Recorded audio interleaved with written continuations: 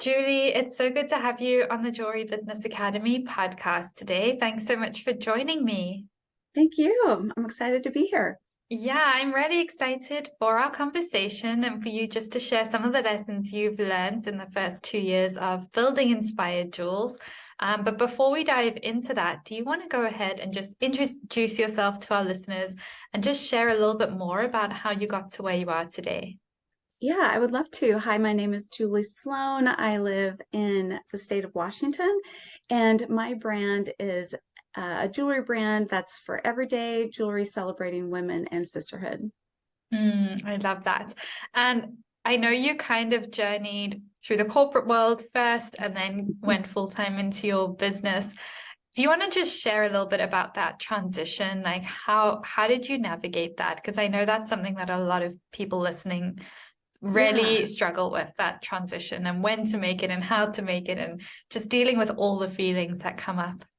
yeah. I'll try to keep the feelings light. But I need to back up, I think, a little bit further because I think there's since 2020, it seems like there's a lot of people that feel like there's this mindset of, ooh, I'm in corporate, but now I can move over and have my own small business. And it's just as simple as that. And it's really not. So for me, I grew up in a family where art and creativity with your hands was just what we did. Giving gifts from the heart sort of thing was what I grew up with. And so even at an early age, I was making my own clothing and like just creating all these things. And so my first like touch on entrepreneurial journey stuff was probably when I first had my first child, and I was a seamstress and I did a little sewing business. So I got a little tiny taste of what that was like, but that was before Etsy was even a thing. Like I think that showed Mm. up midway through that journey. There wasn't support tools, websites, things like there are now. So it looked much different. So I went the route of corporate, a stable income, all those things. And so I had a great career with multiple companies, but the last one was a 10-year job at a technology company in education, and I absolutely loved it. We were doing great work that helped all children. And then, just as businesses do, we had a year that wasn't that great. I was a senior director, so I had a team of about 30 people. Really thought I was in a position where I had helped grow this company, and I was maybe going to be there till the end, or Mm. until we sold or something happened. But I was really feeling like I was secure. And then there was a layoff of about 12% of the company. It was very unexpected. It was hard. And that was in January of 2020, which, Mm. at that point in time, there was a little whisper of something coming, but we didn't really know what. So the next few months of that for me were trying to just wrap my head around, wow, I am in my early 50s. And is this what midlife crisis feels like? What just happened? Like having confidence, being at a senior level at a corporate job, and then really getting knocked to the curb is what it felt like. So I actually, during the pandemic of about April 2020, I did take another job with another technology startup, but it was all remote. I felt very disconnected from the people, the work. It was very strange. But I felt like I had to work. Basically, at that point, I was working to make money because I didn't know what was going to be happening to the world. And then that came crashing to a halt in December of 2020, and I got let go from that job. So, um, 2020 was interesting. And after that, my husband especially was like a big champion of mine. And he just was like, you've always had an entrepreneurial mind. You've always wanted to do your own business. Just take a break from corporate. I had a severance package, so I bootstrapped, and I had a couple different ideas. And then I decided, what was one thing that I've done that I love that actually puts some light back into the world during what I feel was my own personal dark time, and also what we were dealing with as a world, as all people in this place of pandemic. And so I decided I was going to do a jewelry business, and I had made jewelry back in the 90s as another thing that I dabbled in while I was sewing as well. And I thought, well, it looks different now that I don't have little children crawling around eating beads and things like that. Um, so yeah, I just kind of made the leap. The transition for me was really, okay, what are the tools that I have in my tool belt that are different than when I tried to do this in my early 30s? And I was like, oh, I've led customer experience and customer success teams. I've been in sales. I've done some marketing. I've worked at startups, which starting your own business feels like it's a similar journey. So I felt like, ooh, I've got enough experience in my life to this point to really transition. I know it's not going to be easy, but I feel like I've been in that startup world before and I can make it happen. So that was my mindset going into it. I also knew that I wanted to support women because I felt like during my two layoffs that I had in 2020, it was by new female VPs that came into the companies. They didn't know me. I was just, I was like, wow, what happened to women supporting women when we get to corporate? It just was really mind blowing to me. So I felt like with having my own company, I could really make it all about celebrating women and that connectedness that we have as a sisterhood almost.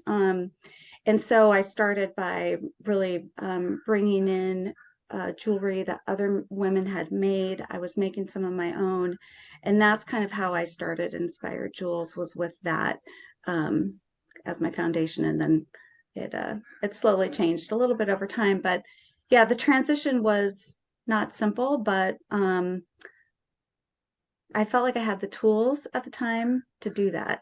Mm, such a powerful story, Julie. And I love that you share the reality. I know so many people started businesses in 2020 when the world kind of shut down, and they're like, "Oh, I'll just do this. It's pretty straightforward. How hard can it be?" And you know, then a lot of shame ends up kicking in a few months in when they're like, what's wrong with me? How come I can't seem to do this, but everyone else seems to be so successful on Instagram? Because they don't see behind the scenes of what's That's really right. happening, and they don't know like how much strategy is going in behind the scenes that you can't see from the outside. So it's so true. And I'm sorry that you went through like obviously those challenges leaving the corporate world, both those jobs.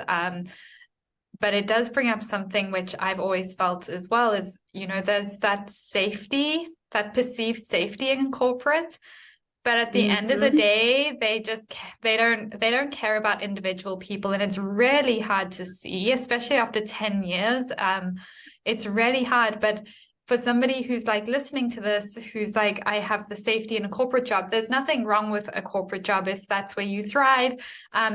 But entrepreneurship has its challenges. But to me, there's safety in entrepreneurship as well. The perceived safety that you have in the corporate world is not necessarily the safety that is really there when it comes down to it. And then starting this brand, I mean, Inspired Jewels is just such a beautiful brand, and you have such a powerful message and really supports women of all ages through your brand, which I want to dive a little bit more into. Um, can you share a little bit just about like your style of jewelry and a bit more about Yeah. your permanent bracelets and permanent jewelry as well? Yeah. So my style of jewelry is dainty, fairly dainty, but with meaning. So and I've transitioned my style over the years. I have always loved handmade jewelry. I think it was back in the 90s when I someone introduced me to their friend. I went to someone's house and was like, hey, here's these beautiful gemstones. And she created this whole necklace. And I was like, whoa, I was blown away. And I just started buying only handmade things from there on out. That is my jewelry box. It's everything I have. And I think as I've gotten older and, there's times where I'll dress and I'll wear more of a statement piece of jewelry that's definitely handmade with big gemstones and things like that. But for everyday wear, I always gravitate towards what are those earrings? What is that necklace? What is that bracelet that like it everything has a story to me. It's like who did I buy it from? Who made that? What is it symbolic of? And so for me and my brand, I really gravitated at first, how I mentioned, I started my brand wanting to support other women. So I had a variety of women makers with actually a variety of styles. What it morphed into and what I found is that people, my customers really gravitated towards what I was making. And I had people always saying like, oh, your line's my favorite. And long term, I thought that's more sustainable for me is, what are the things that bring a meaning to my life that I feel are going to be meaningful to other people. And as I mentioned, this jewelry business for me was so much more than just jewelry, but jewelry is so reflective of putting light and putting things out into the world because people see what you wear. And it's a magnetic attraction thing, but it's I don't know, I just love what jewelry can do. So yeah, my style is definitely more on the dainty side, but um things with that mean something to me. I think about it every Mm. time I put it on. You also mentioned permanent jewelry, so I just recently started doing that last year, and that to me was another facet of my brand of the connectedness of women and our friendships, and it's that never ending circle. And so I had been watching permanent jewelry for a couple years, and I thought, wow, that's so interesting. And then as my brand's been evolving, I'm like, oh, that is so meaningful. I love Mm. that. And it's kind of caught wildfire now. It's like kind of becoming this fad, but I hope for me, I think it will be a long-term part of my brand because it is a fun thing to do with friends. It's very meaningful. There's a lot of sisterhood connection around it. I often go to sorority houses. It's meaningful. Amazing. I love that so much. And we're going to link your Instagram so everyone can take a look at your jewelry because it really is so beautiful and so meaningful. And I do want to dive a bit more into the permanent jewelry in a few minutes, actually. But I would love to just touch on how coaching has supported you over the past Mhm. few months because you have been a member of the Jewelry Business Academy and we're still working together. And I'd love it if you could just briefly share your experience of being in the program for any listeners who are curious about the Jewelry Business Academy. So, to start, do you just want to share a little bit about how you were feeling before we started working together? Yeah, for sure. So I think I mentioned I started my business thinking I had all these tools in my toolbox from my corporate experience. And so when I initially started my business, I was part of another product group, and I thought, okay, this is great. They've got information for me and some strategy, and there's all these people, but it was a really ginormous community with not a lot of one-on-one coaching. It was definitely self-serve and via Facebook group, but no actual talking to a coach. And so as I got into just about a year and a half of my business, I was like, wow, I have plateaued on this type of a program. I really need I need jewelry. Jewelry is different than other products. Mm, And I felt like from strategy standpoint, especially, and I still don't have this 100% right. That's why we're still working together. But like, jewelries come in collections and you have to think about, it's just different. It's a heart and mind sort of thing because most people have jewelry already. So how do you get them to love your jewelry and want to buy more jewelry? And then when your next collection comes out, how do you bring them back? So mm, it's different. So I think at the point at which you and I started working together, I really wanted a program that actually had coaching. Like I mm. wanted the person on the other end to actually understand who I was, understand my business, and be able to, fine tune some stuff for my business outside of just the general program that everyone could take. I love that you shared that actually because, you know, people have access to so much information out there, and it's not necessarily the information that they're lacking, it's the implementation. And so 100%. having that coaching is like the key to kind of the implementation, which is why I developed the program in the way that I did, because I was all about the implementation in a way that feels good for every business owner. Because Mhm. as you know, like everyone has different situations and we do Yes. customize things based on that. But I'd love to know how you're feeling now. I think you've been in the program for a couple of months. What's your experience been of working with me and being in the academy? Oh, well, it's been great. Well, first of all, you are so easy to work with. Just it, you're kind, but you're also firm, and I appreciate that because it's you're gonna, not fluff everything up. It's if something's not quite right, you're gonna call it out. And I appreciate that. So working with you has been great because one, I think you're in the frame of mind of like strategy so well that you can just, help lay it out in a way that is more digestible for those of us that thought we knew strategy, but maybe not strategy around having a jewelry business. Hmm. Um, and I just appreciate that you are available for questions. I love our Facebook group. I love our Zoom meetings. But it's really helped me think through how this business can evolve because especially in the first 2 to 3 years, it's all about testing and trying, letting go of things that don't work, expanding on things that do. And I think you've pushed me to try to let go of things that don't work. And it's Hmm. hard to let go of things. I'm still working on that. But I brought in, you were the first one when I was a little bit nervous. I was like, Robin, what do you think about permanent jewelry? Because most of the time you don't want to keep adding to your Yeah. brand. Yeah. Immediately, it's perfect. Yes, do it. Like, so I don't know if I would have dove right into that if it hadn't been for you, because I trusted where you've led me so far and how you've helped coach me. So it was great. Oh, amazing. I love hearing that, Judy. And it's been so much fun really deep diving into your business with you and watching you evolve your business and evolve like as a business owner and just embrace more of that like CEO role in your business as well. Mhm. And I'd love to know like what is one of the biggest lessons that you've learned since joining the academy? Since joining the academy.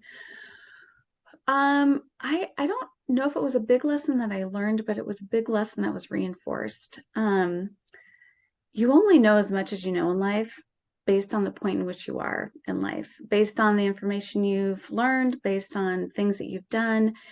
And I do believe mindset is everything. And so I came into this thinking, well, I've got most of it, da, da, da, da, da. But really, for me, the Jewelry Business Academy is just enforced. You need an expert. You need someone, especially in a field that's so saturated like jewelry. You need someone that can help you have a better process, mindset, strategy.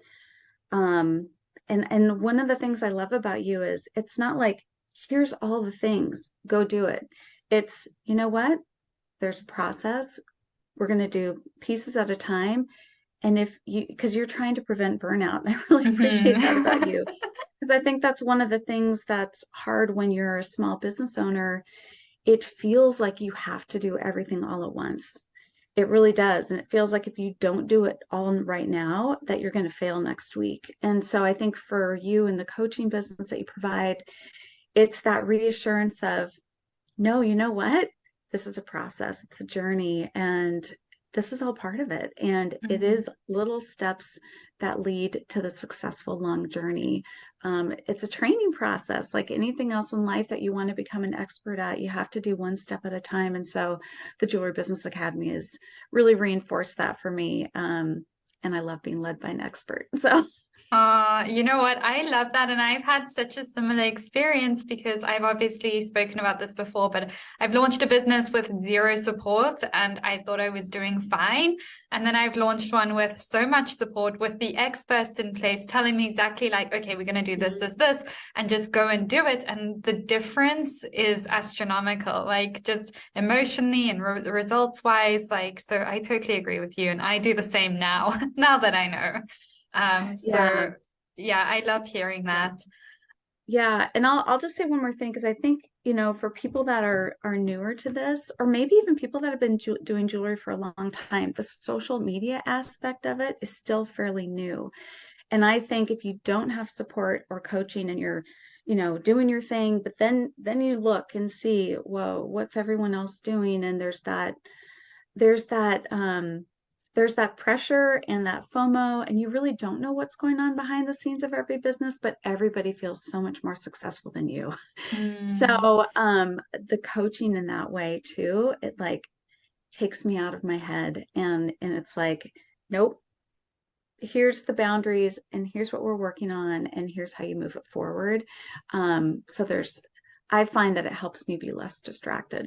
amazing. I love hearing that so much, Judy. And I'd love if you could share like a couple of wins that you've celebrated since being in the Jewelry Business Academy, big or small, over the past few months.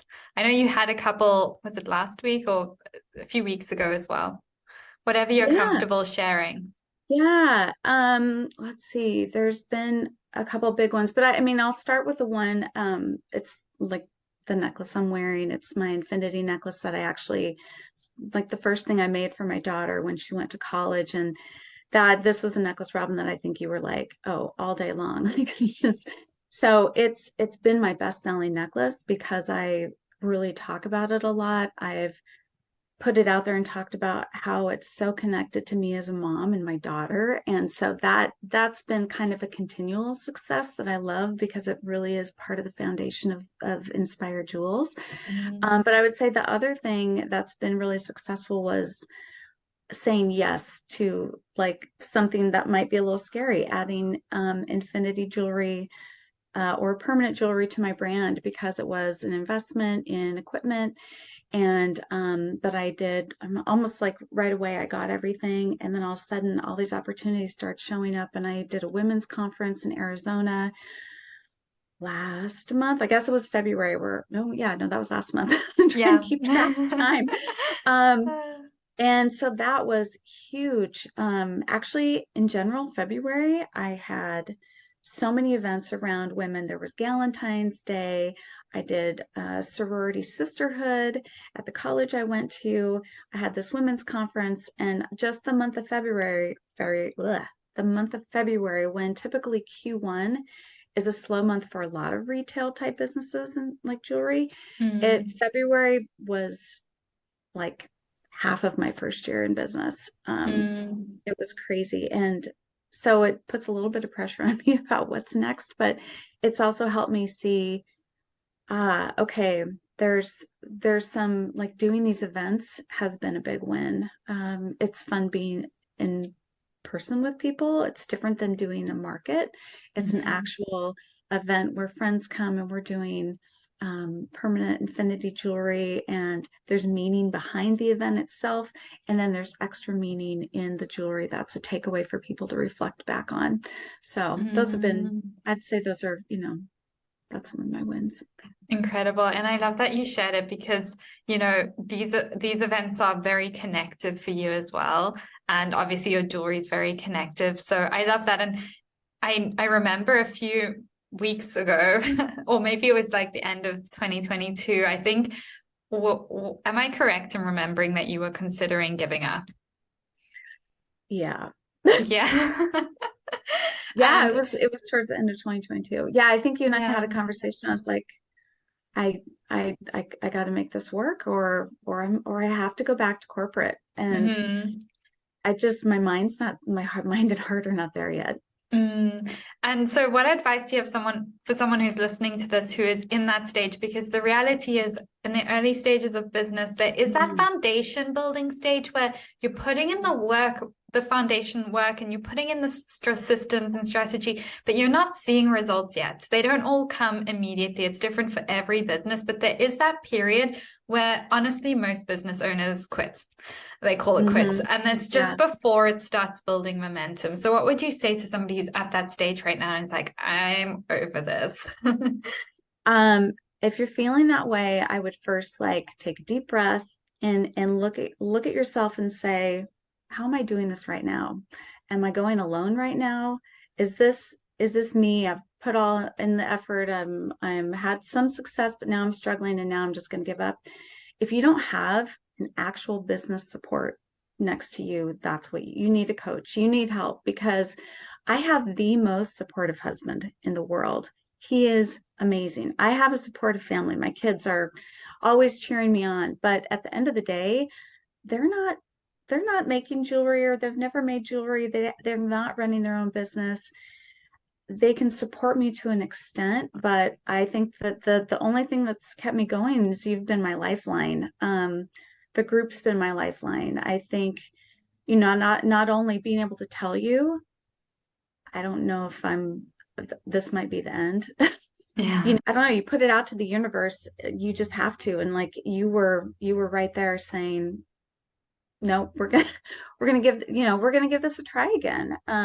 You can do this. And then I think just being with a group of women too that are really, I mean, some are further along than me, but at the end of the day, even if you are, you kind of go through cycles as a business owner. And so having that safety net and support group is extremely helpful. And then having strategies to go back to, because just because you tried something once doesn't mean you move on from it. Like there's stuff that I'm going to go back and, work through email strategies, and there's things I need to put focus back into. So that's I love that you shared that because actually business is just a constant process of refinement. So yes. just because you've set things up once, it doesn't mean, okay, that's done. It's like, okay, we go back and we look at what's working, we tweak and we keep refining. It's a constant refinement process. And I'd love to know, like, what would be your advice for somebody listening to this who is like, interested in joining the Jewelry Business Academy or interested in investing in coaching for themselves, but they feel scared of the investments. They're not sure, like if they're not sure if they're worthy of investing in themselves. They're not sure if it's going to be a good investment for their business. Like, what would your advice be to them? Yeah, well, it's scary. I think I felt the same way when I was trying to decide if I wanted to invest in this coaching program with Jewelry Business Academy. But really, like I said before, you only know what you know at any given point in time. And as a small business owner, if you're just, at home trying to make things work and you don't have that support, you will burn out. I mean, there's just no other way around it.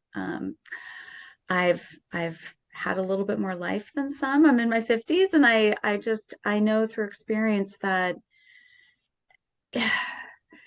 sometimes you do have to put the money and the investment in yourself to actually be able to move something forward. And it is scary, but I can tell you, like, this program has paid for itself very quickly. I don't even think I've been in the program for a full year yet. So it was last September, I think, that I joined. Yeah, So just over yeah, 6 months. yeah, I would say, and also you're going to share my Instagram. I mean, people have reached out to me before. You can completely reach out.